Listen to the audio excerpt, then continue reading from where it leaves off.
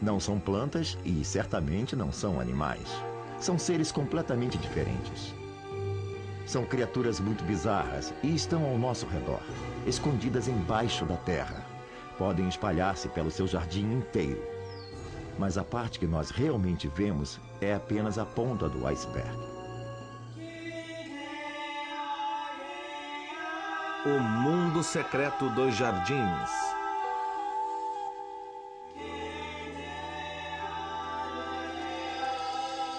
Fungos.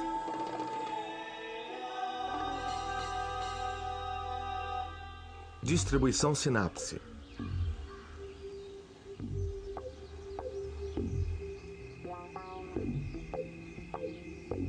Os fungos são um grupo interessante de organismos. As pessoas costumam pensar que são plantas, mas na realidade eles não são. Eles possuem seu próprio reino, o reino dos fungos, e o que os distingue totalmente das plantas é que eles não possuem clorofila. Isso significa que fungos não são capazes de fazer o que as plantas fazem, captar e produzir a própria energia a partir da luz do sol. Ao invés disso, eles têm que fazer como fazem os animais, capturar essa energia de algum outro ser. Eles possuem algumas estruturas que os fazem parecer com as plantas. Costumam ser associados ao solo e crescem na terra ou em árvores, assim como elas. E é claro, eles possuem partes que se parecem com raízes nascidas da base do corpo frutífero, o cogumelo. Mas na verdade não são raízes, não há equivalência entre o talo de um cogumelo e o tronco de uma árvore. Os fungos podem ser organismos imensos que podem se espalhar por muitos lugares, vivendo sob o solo. E a parte que nós vemos, o cogumelo, é só uma minúscula parte dessa enorme criatura. Muitos desses fungos vão se estender pelo solo numa rede de células microscópicas em forma de filamentos chamadas hifas. São essas células que absorvem os nutrientes do solo.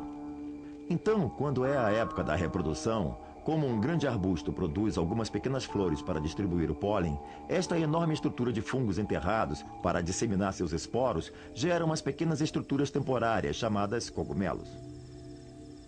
Um dos grandes charmes de um jardim na primavera é aquele cheiro penetrante de terra que é exalado. Muitos desses odores são resultado da decomposição de matéria orgânica pelos fungos. Quando você olha para o solo, ele parece imaculado, mas na verdade está repleto de fungos. Muito disso não pode ser visto sem o auxílio de um microscópio ou algum outro aparelho, mas é essa atividade dos fungos que é responsável por grande parte da produtividade do jardim durante o resto da estação.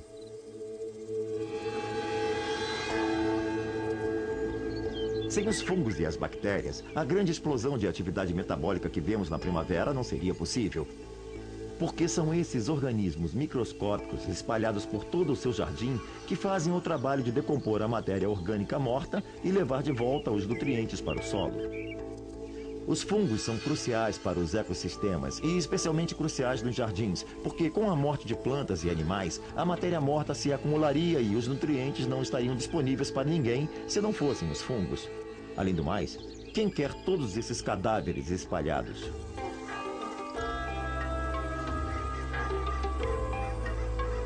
Se você olhar para um mamífero, uma ave ou qualquer animal que tenha morrido, poderá observar um processo feito em etapas.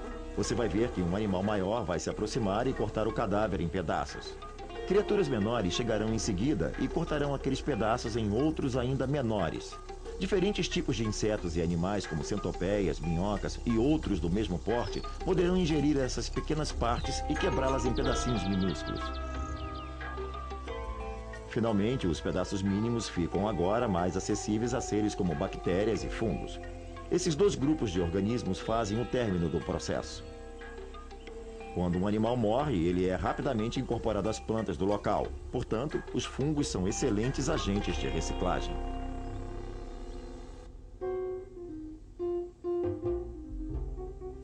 As plantas são a fonte final de energia para os fungos.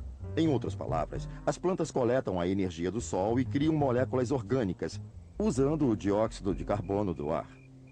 Quando o sol começa a se pôr, claro que o processo de fotossíntese se interrompe.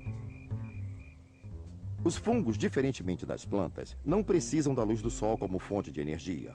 Eles absorvem toda a energia de que precisam, digerindo matéria orgânica, o que significa que a noite é tão boa quanto qualquer outra hora para os fungos fazerem o que têm que fazer.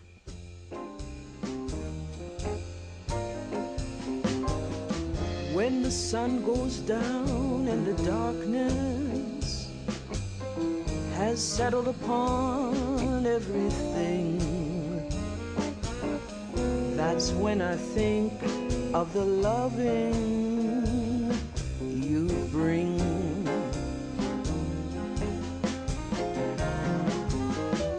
Nighttime, they say, is the right time. I say I surely agree. So send all your passionate kisses to me.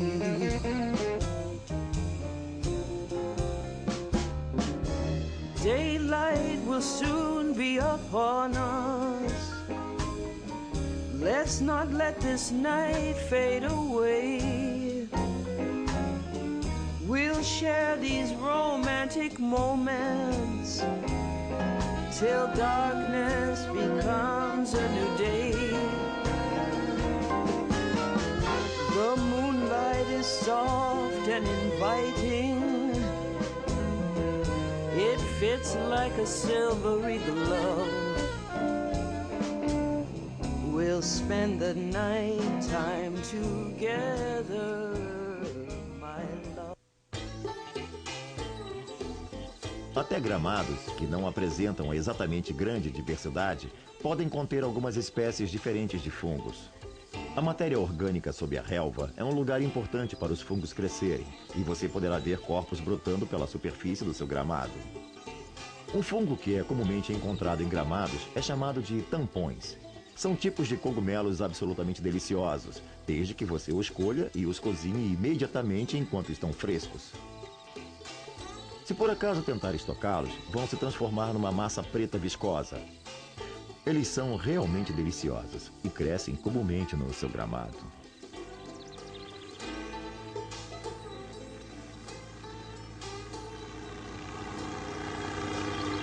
Mas o gramado pode ser constantemente aparado. Não é de fato o melhor lugar para um cogumelo se desenvolver, porque, em geral, eles não duram muito tempo. Mas eles têm vida bem curta na superfície. Se eles tiverem tempo para produzir esporos entre uma parada e outra, o trabalho já foi feito. A olho nu, os esporos se parecem com uma poeira fina, mas são estruturas bem delineadas que contêm o material genético que os fungos necessitam disseminar a fim de se reproduzir. Existem muitas estratégias diferentes para a emissão de esporos. Por exemplo, as bolas cheias possuem todo o material dentro dessa forma grande, branca, esférica e dilatada, que pode crescer até o tamanho de uma bola de basquete.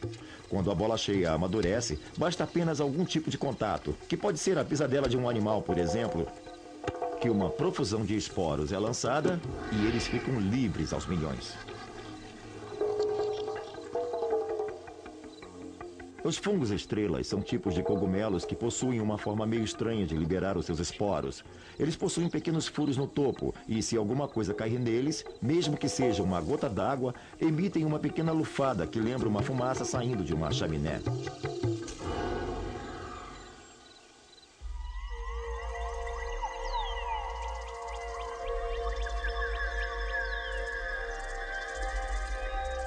A época do ano em que há um crescimento vertiginoso de cogumelos é a primavera. Os fungos permanecem quietinhos sob o solo o ano todo, mas na primavera, quando a temperatura fica agradável e há muita umidade, é quando começamos a ver cogumelos aparecendo na superfície. Há um grande número de espécies de cogumelo que afloram especificamente nessa época. Um dos cogumelos preferidos por todos nessa época do ano é o morel. Os morelos são cogumelos bem característicos. Têm um chapéu bonito e complexo, meio curvado e pequenino. São realmente muito gostosos. Mas não são apenas as pessoas que os acham gostosos. Todas as criaturas que comem cogumelos escolhem comer os morelos.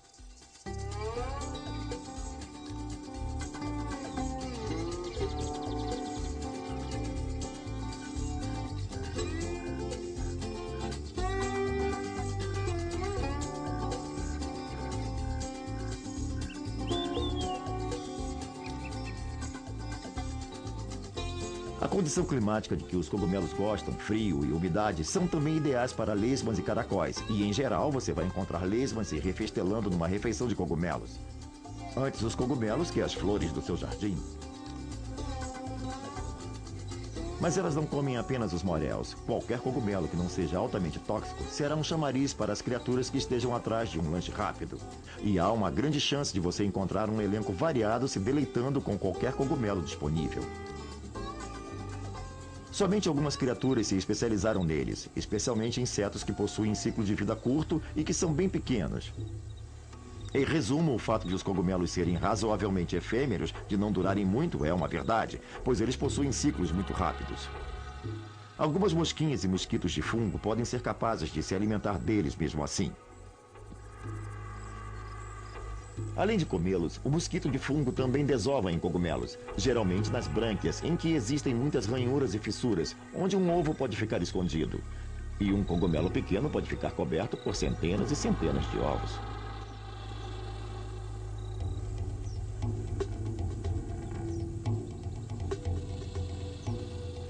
Quando as larvas emergem, precisam tratar de comer rapidinho, porque é somente uma questão de tempo, e não muito, até o cogumelo começar a se decompor.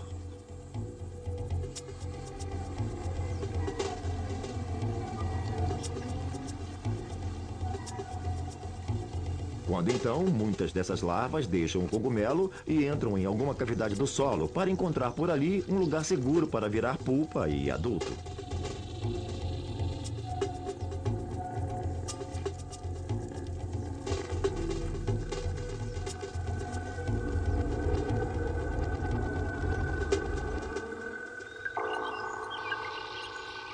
Um tipo de fungo surpreendente que você vê com frequência é o chamado cogumelo orelha de pau. Ele se parece exatamente com prateleiras fincadas na lateral de uma árvore.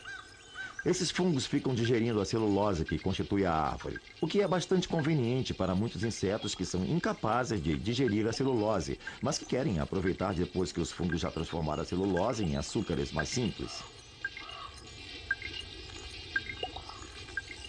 Os cogumelos orelha de pau são longevos. Podem viver por anos, o que os torna uma espécie de centro de recursos, atraindo comunidades completas de criaturas.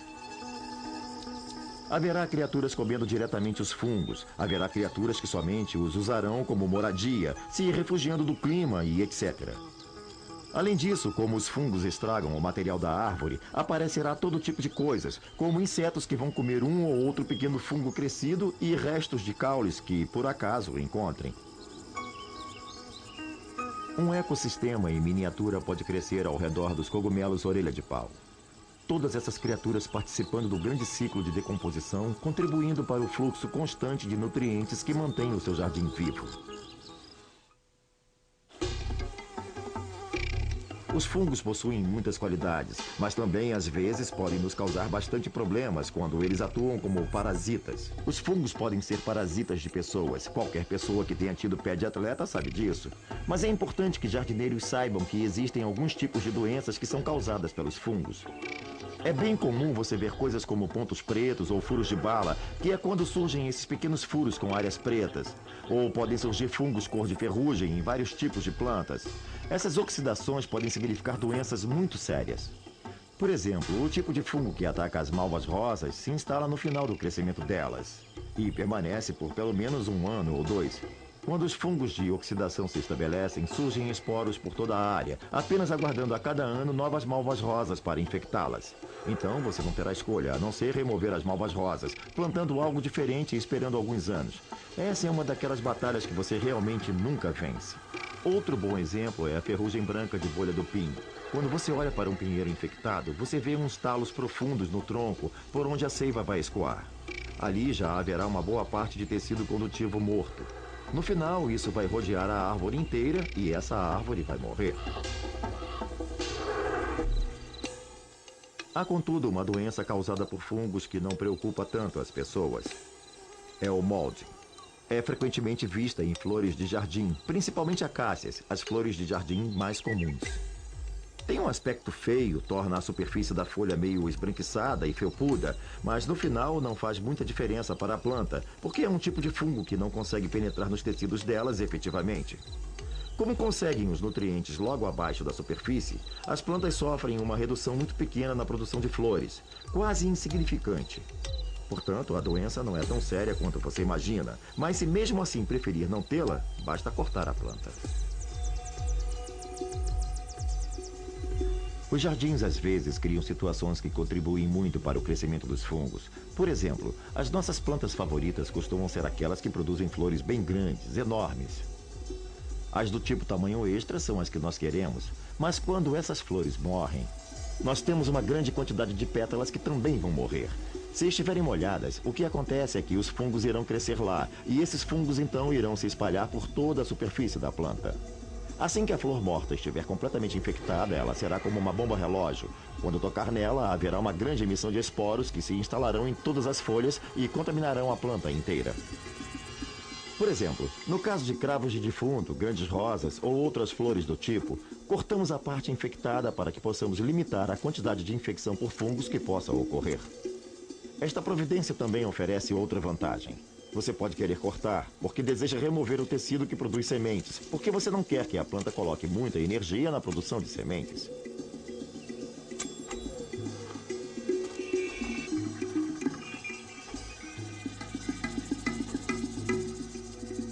Às vezes pode ser mais fácil fungos atacarem as plantas se tiverem a ajuda de alguma outra criatura.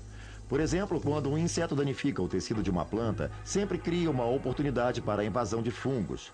Outro exemplo, quando aparecem coisas como joaninhas e outros besouros que fazem pequenos furos, a hifa pode crescer nesse tecido indefeso. Não só os insetos podem se contaminar com essas infecções ao se moverem de uma planta para outra, como podem funcionar como agulhas hipodérmicas infectadas, espalhando doenças. Outro problema muito sério, principalmente para as árvores, é quando você tem besouros que podem se alimentar perfurando as partes de madeira da árvore. Por exemplo, gafanhotos perfuradores, ou besouros de antenas longas, ou abelhas do elme holandês, todas essas criaturas são fontes por onde as larvas podem fazer seu serviço até o tecido da árvore. Depois de construírem canais e os esporos de fungos penetrarem nesses canais, eles podem crescer e se espalhar pelo tecido todo, até porque a árvore agora está indefesa. E essas doenças podem ter efeitos devastadores. A doença do elme holandês é bem conhecida e há também a doença da castanheira, que quase exterminou as castanhas na América do Norte. Todas essas doenças são infecções por fungos introduzidas nas árvores por besouros. Sem os fungos, muitas árvores não teriam passado de pequenos arbustos. Muitas árvores das florestas dependem quase totalmente de fungos para progredir. Por exemplo, os pinheiros possuem raízes curtas e grossas que não são muito eficientes em coletar nutrientes minerais e água, mas que, conectando-se e interagindo com certos fungos filamentosos conhecidos como hifas, aumentam muito a área na qual podem conseguir esses preciosos artigos. Em troca, os fungos conseguem carboidratos, essencialmente açúcares que são produzidos por fotossíntese nas folhas do pinheiro. É uma relação conveniente. Existe um grupo de plantas que não só se beneficia da relação com os fungos, como é completamente dependente dela. São as orquídeas. As orquídeas, na verdade, produzem sementes que, sem a ajuda dos fungos, não teriam condições de sobreviver. A maioria das sementes de outras plantas, quando espalhadas, tem o seu volume muito aumentado, pois armazenam os nutrientes que vão utilizar desde o início de suas vidas até crescerem o suficiente para fazerem surgir algumas folhas, as raízes e começarem a se sustentar. Mas com as sementes das orquídeas, isso é diferente. As sementes das orquídeas são miudinhas, quase como pó, porque não tem nutriente armazenado. Sem um fungo agarrado às suas raízes, elas não seriam capazes de formar uma muda. Há um meio de se cultivarem orquídeas a partir de sementes, mas não é exatamente fácil. Você precisa de alguma forma repor esse fungo para que as orquídeas possam crescer com um nutriente especial que é a mistura certa de componentes. Além disso, muitos outros organismos se desenvolverão felizes no mesmo ambiente que elas. E você deve fazer de tudo para evitar contaminação. Você deve ter um meio que seja esterilizado, onde não haja bactéria ou coisas do tipo. As caixas e tudo mais têm que ser estéreis. Você tem que se assegurar de que as sementes e suas cascas estejam esterilizadas. Este é um processo difícil que consome tempo e às vezes é frustrante. Parece que dá mesmo muito trabalho fazer com que a semente sobreviva, enquanto que na natureza as orquídeas crescem sem problemas.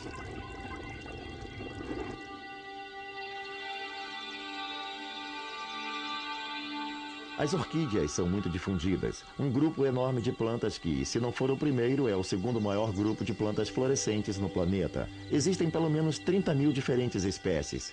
E elas não crescem somente nos trópicos, nem apenas nos galhos das árvores, mas também em partes do mundo de temperatura baixa. Por exemplo, a Península Bruce é um afloramento rochoso que se estende até os grandes lagos, onde cresce uma espécie bem diferente de orquídea.